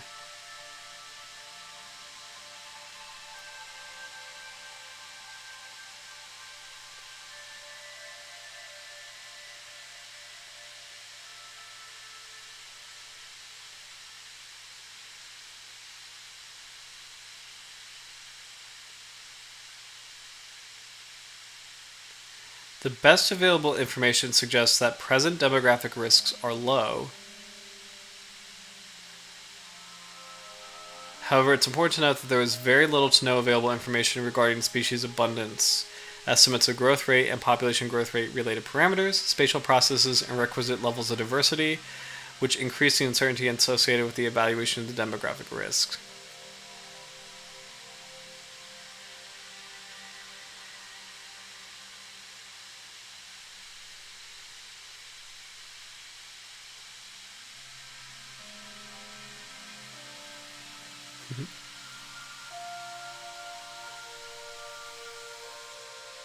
Oh, no worries, Win. Sorry, I just saw your comment.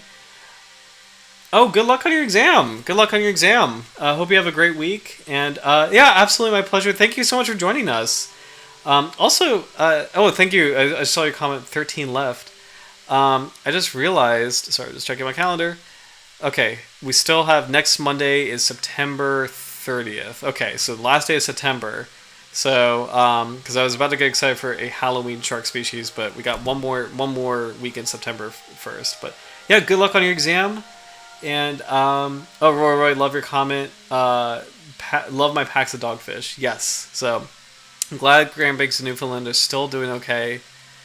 Yeah, awesome. Let's see.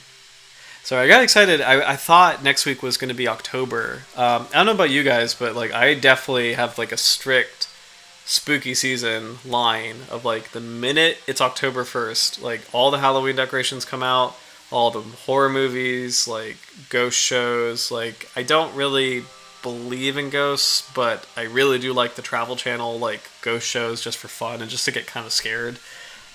So I'm excited. I thought next week was going to be it, but I think next stream is the last day in September. So, oh my gosh. Let's see. Presently, the best available data does not indicate that current fishing levels and associated mortality are causing declines in the species to such a point the species is at risk of extinction. Thus, based on the evaluation of demographic risks and threat to the species, the smooth hammerhead shark is likely to be at a low overall risk of extinction throughout its range. Okay, that's encouraging, and this is 2016, so not too long ago. Oh, wow. So there's so much on this, so much in this report, so I would like to skim through it. Let's see.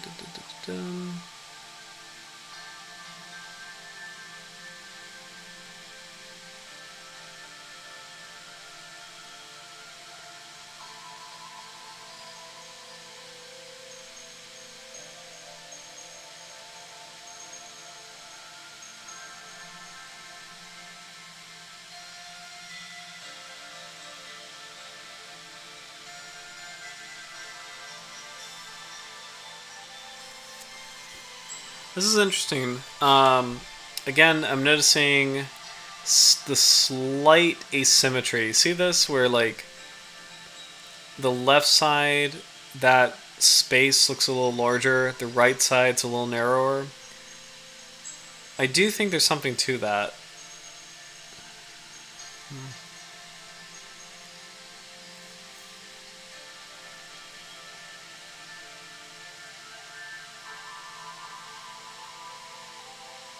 Oh.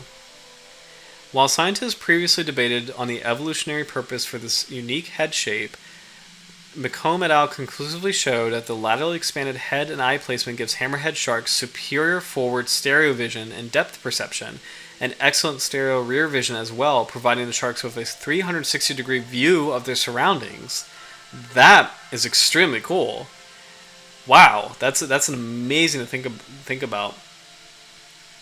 Oh man, Roy Ghost Adventures is hilarious. Yeah.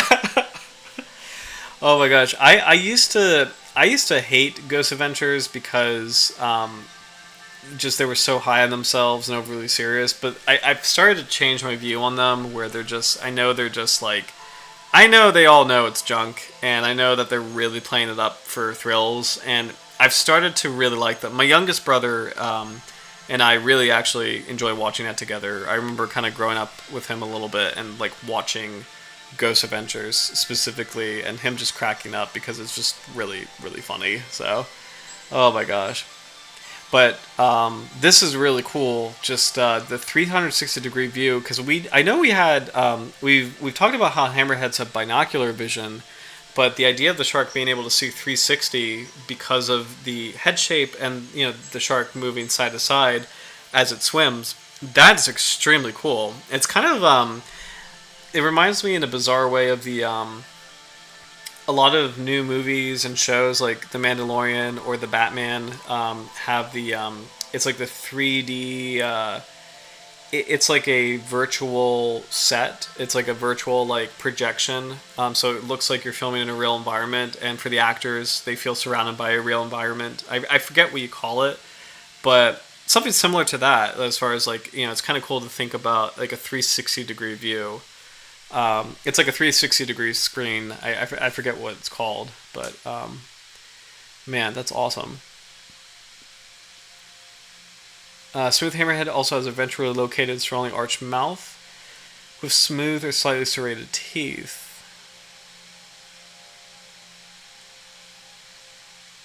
Smooth Hammerhead shark has a color that ranges from a dark olive to grayish brown and fades into a white underside, which is different than most other hammerhead species whose colors are normally brown. That's actually really cool. I mentioned at the very beginning where I feel like other hammerhead sharks do have that or scalped hammerheads have a bronzy look. But smooth hammerheads, it's kind of cool that they have like a darker, ashier look. So, oh yeah, I just saw your comment, Zach Baggins. Oh my gosh, really funny. Yeah, he's.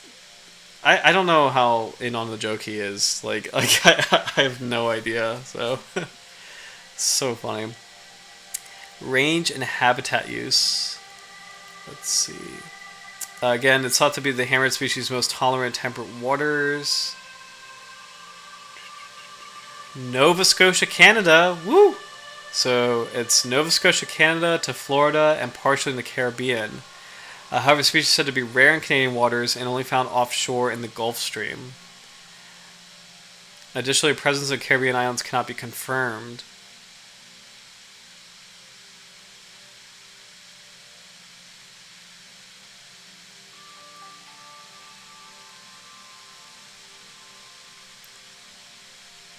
Let's see.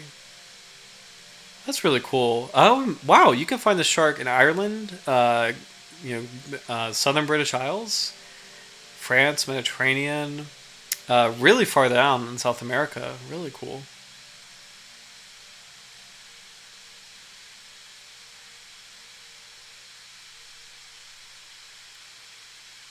Southern Siberia, New Zealand. The hammerhead of Middle Earth. Like it's really, really cool. Like how many different places you can find this shark.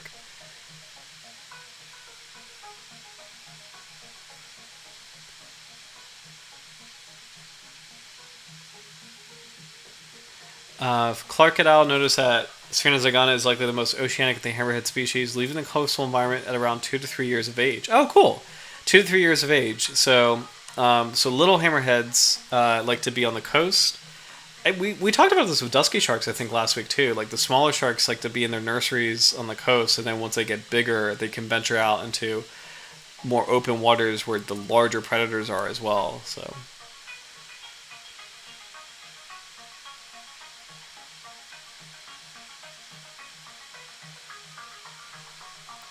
Younger hammerheads undertake great migrations together. Adult smooth hammerheads, on the other hand, are generally solitary. Pretty cool.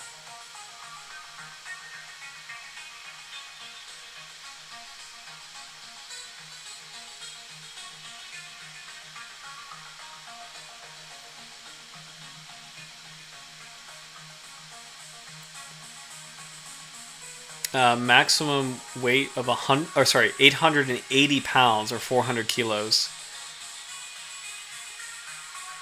Wow. Maximum length of 5 meters. That's a lot bigger. So 5 meters is that around 16 feet? Meters to feet. 16 feet. Oh my gosh, Howard, you were right. 16 feet. That's wild to think about. Hey, Mondrimano! Welcome back, man. Yeah, this species, great to have you. So this species is really cool. So just as a rundown, smooth hammerheads, they are the only large hammerhead that's doing okay. Like, well, it's vulnerable, but it's not endangered. The other two, the scout hammerhead and the great hammerhead, are endangered species. But the smooth hammerhead is actually a vulnerable species, so it's doing a bit better. And we were just reading on, it's the most cold-tolerant hammerhead, so you can find it in Canada. Which is really cool, and it's kind of helped the species endure environmental impacts a little bit better than the other two large hammerheads, because the other two large hammerheads live in tropical areas that have a lot more fishing pressure, but the smooth hammerhead has a much larger area, and the fact that it can go as far north as Canada or Siberia means it can avoid some of the intense fishing pressure that the other two can't. So it's a really cool shark in its own right. So we're just reading about its maximum size. Could be about 5 meters or 16 feet and 880 pounds or 400 kilograms. So it could be a pretty big shark. Let's see. Males are considered sexually mature at smaller sizes than females, which makes sense. Female sharks of all species tend to be larger than male counterparts. Let's see. Longevity of the species is unknown, but thought to be 18 years to 21 years, or at least 20 years. Oh, cool. Mondrimano, I wonder how to spell their science name. Is it zygaena or zygaena? Oh, I see. I say zygaena, and it's kind of like, because in Latin. I think the AE sound sounds like the Y sound. Let's see, zygaena or zygaena. It's closer to the second one, but I say Sphyrna zygaena, just because like the Y and the AE in Latin, they do sound kind of similar to that. So. I think other people may pronounce it a little differently. I don't think, but like I think for me, I've always called it zygaena. So, which in Greek, it's a Latin form of a Greek word, but in Greek it means hammer. So Sphyrna means hammer, and zygaena means hammer. So the shark species apparently is like hammer, which is kind of funny. But let's see. So we're just skimming through this Endangered Species Act assessment on the smooth hammerhead, which has some really cool tidbits of information. Litter sizes range from around 20 to 50 pups. Average litter size is around 33, which is pretty high. Oh, this is really horrible. Species tends to abort pups upon capture, so that's actually a really important conservation note. If a female smooth hammerhead is captured, there is a risk for harm to the pups. So that's also really important as far as kind of thinking about where to focus on shark protection areas. It would be areas where smooth hammerhead nurseries are confirmed, or where you may notice large pregnant individuals. So. Patrician occurs in the summer. Average length of birth estimated between 49 and 64 centimeters. Smooth hammerheads are estimated to grow average 25 centimeters per year over the first 4 years of life before slowing down later in life. Oh, this is interesting. Atlantic smooth hammerheads are larger. So smooth hammerheads in the Pacific growing to significantly smaller sizes. But further information, there is significant uncertainty regarding the study parameters and analysis, and further information research is needed to confirm the findings. So, okay. For next week, I'm gonna look up sharks that we can take a look at. But while we're doing that, for Mundo Mondo, I do want to pull up some smooth hammerhead clips so you can get a shot of the species just to see what it looks like. So it looks extremely similar to a scalloped hammerhead, but the head itself has a very smooth indentation, or no indentation. It has a very smooth look to it. So I'm trying to find a good example. Oh, right there. So usually scalloped hammerheads will have a notch right here, but smooth hammerheads don't. So this is where they get their name. And this is the only way to tell this apart from other hammerhead species, or from the scalloped hammerhead species. But let's see. I think for next week, since we're getting close to... Ooh. I think I found a really good one for next week. So I'll review it in a second. But yeah, this is a really, really cool shot of this beautiful shark. Just very graceful and very streamlined. And again, from a distance, very hard to tell from scalloped hammerheads, so it makes it, as far as conservation goes, it makes it really, really hard to kind of count accurately how many of each species is being landed or hooked. Oh man, very, very active swimmer. Really cool to see. Alright, let's see. So we'll check out a couple more notes on the website. Oh, Howard, really cool. Isn't it also true for the blue shark Atlantic versus Pacific size differential? I think you're right. I forgot about that. Which is kind of interesting to think about, because you would think the Pacific being larger maybe has more resources, but I wonder if the Atlantic, as far as like landing, or not landings, in the Atlantic as far as populations go, having access to some of the most productive areas in the world, like the North Atlantic, like New England, Grand Banks. I wonder if that is part of the larger size, but that's actually really cool that there is a size differential between the two oceans. So let's see. I think before we wrap up with the smooth hammerhead tonight, I'm going to leave a comment for next week's shark. This one is going to be really cool. I did want to do like a deep water species, just because we are kind of close to Halloween and I kind of like that vibe. Or sorry, not Halloween, but like October. And this is a species I've actually never heard of before, so I'm really especially excited for it.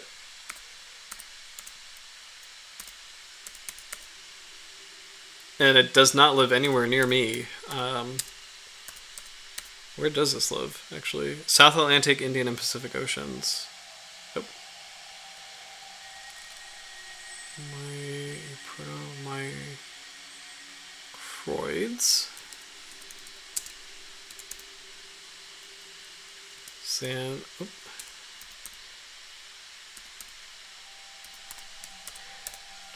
Okay, here we go. The tail light shark. Whoops, I mistyped it. The tail light shark, Euprotomicroids zandeschia. So this is going to be a very interesting species. It's a very beautiful looking kind of lantern shark, but I think the bioluminescent photophores, they're positioned in a different way.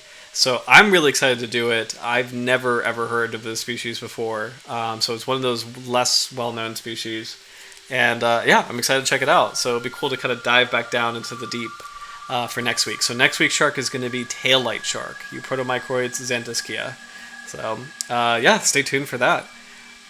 For tonight, we'll wrap up with the rest of this Endangered Species Act assessment, and then we'll wrap it up for the smooth hammerhead. But I think this has been a really good stream as far as conservation goes and as far as like kind of talking about the species. So, but we'll see if we can learn anything else about smooth hammerheads.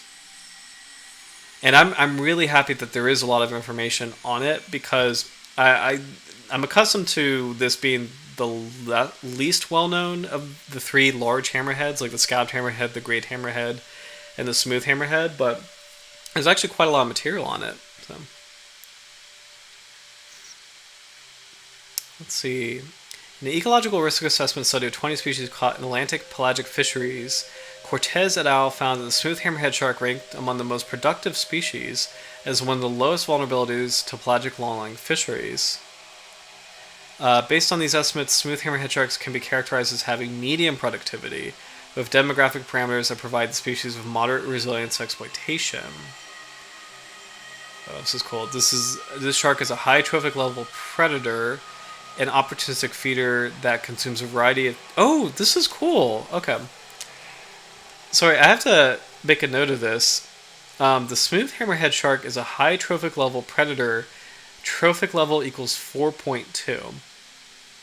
So this specific number is really cool in trophic studies, where, like, I've only seen one complete one, and it was with the Gulf of Maine specifically, but it had all of these animals ranked by trophic level. And kind of an extremely dumb way of looking at it is like power level, like kind of, like Dragon Ball Z, which is really awful. That's a really dumb, terrible way to look at it. But I really did think it was funny, like, or like really interesting that there is a way you can quantify an animal's position in kind of like the food chain. Let's see if we can find that, because I've only seen one trophic level values. Gulf of Maine.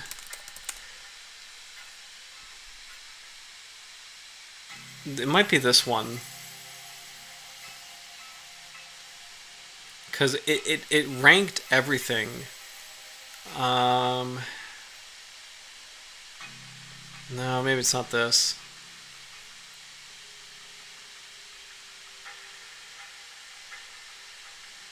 But it was really cool. It was an interesting way of looking at this.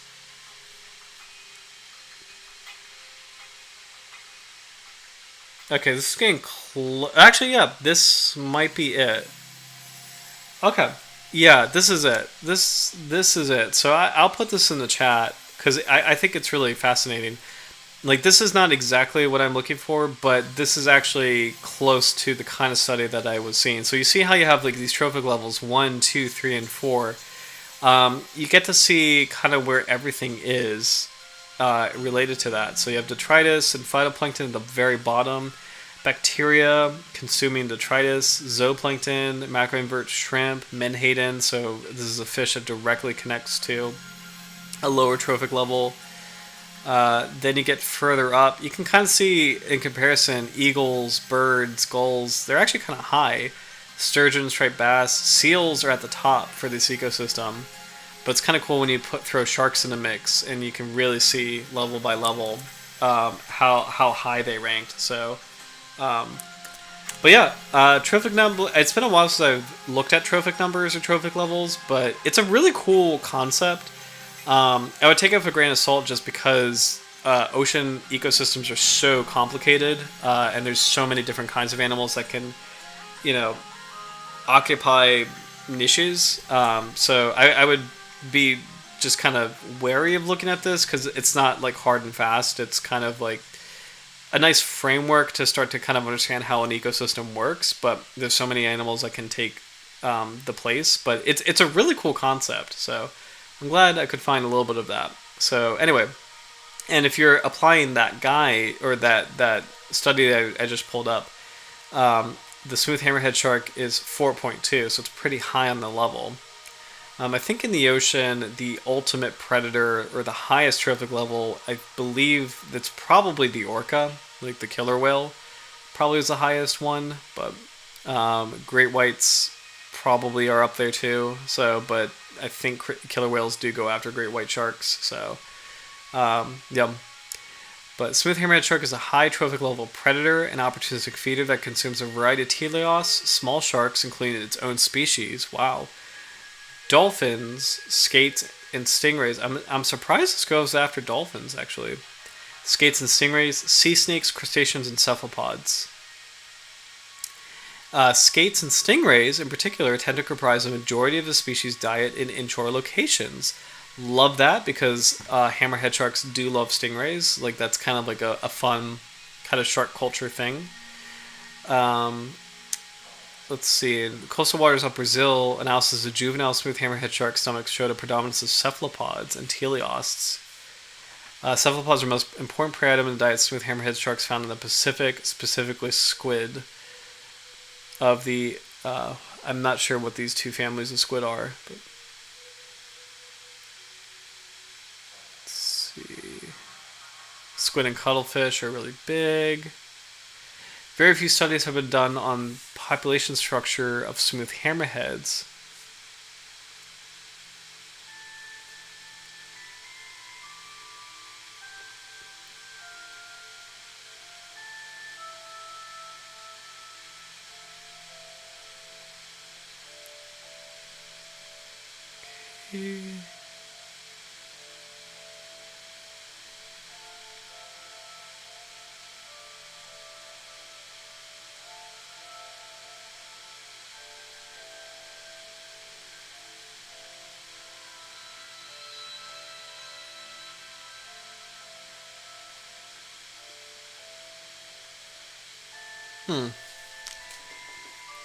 It's an interesting map. I've never really seen this before.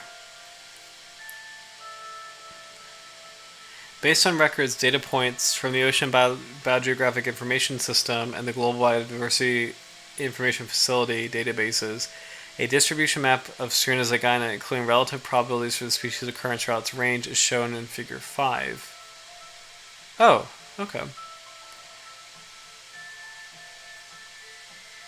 Oh, okay. So it's kind of cool to see this kind of map showing high probability in certain areas, low probability in the center of the Atlantic, center of the Pacific. Interesting.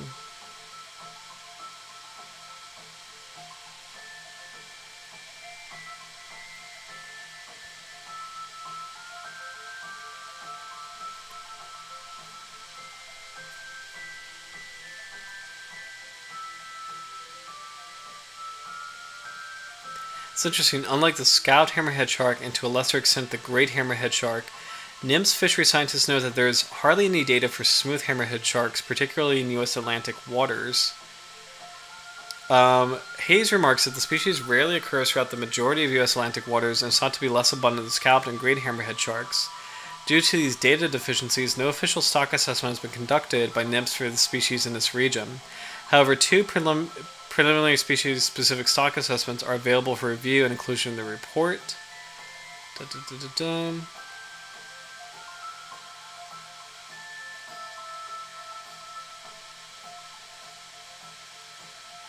It's saying that stock assessment indicates smooth hammerhead shark stock was depleted by 91% between 1982 and 2005.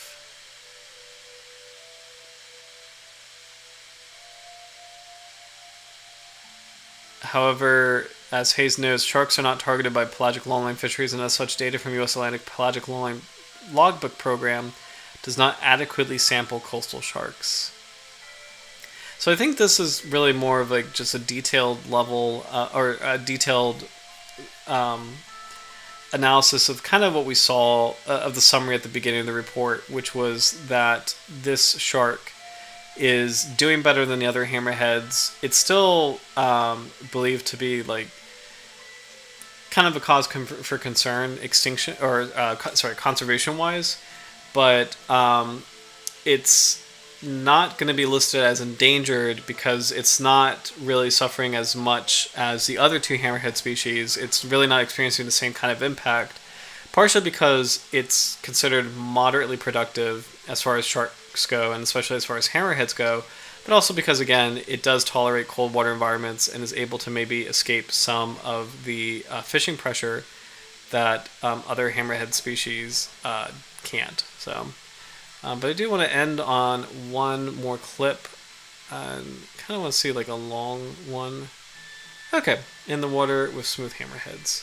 So, kind of slow that down just a tad, just so we can see this. But anyway, so I think this is probably a good point to end for tonight, since it's almost 11 East Coast time. But thank you guys so much for watching. Again, this was a really good stream as far as conservation goes. I really liked our discussion about just fisheries and fisheries impact in different parts of the world.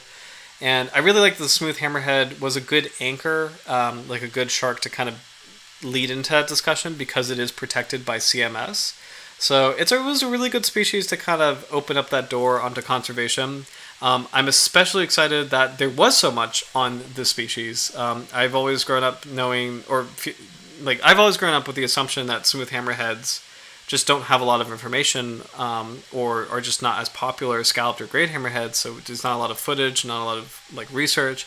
But tonight is, it's kind of cool that we kind of proved that wrong, where there is a lot now. There's a lot more now, and this species is getting a lot more attention, which is really great to see. But love this shark. It's one of the coolest literally one of the coolest hammerheads there is. So I'm glad to hear that it's not doing as poorly as the other sharks, the other hammerhead species. But it's important just to continue to keep an eye on it and continue to just kind of be mindful of our choices, especially seafood choices as far as they impact sharks directly. So yeah. But thank you guys so much for watching. Hope you guys have a great rest of your week. And tune in next week for the taillight shark. We're going to go back down into the abyss to check out a really cool kind of, I think it's a cousin of the lantern shark, but there's something unique about it given its name.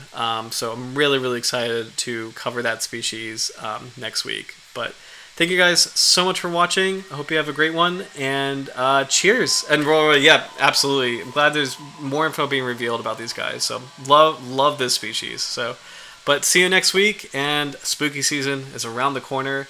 We'll reconvene for the taillight shark. So stay tuned and have a good one, guys. Bye.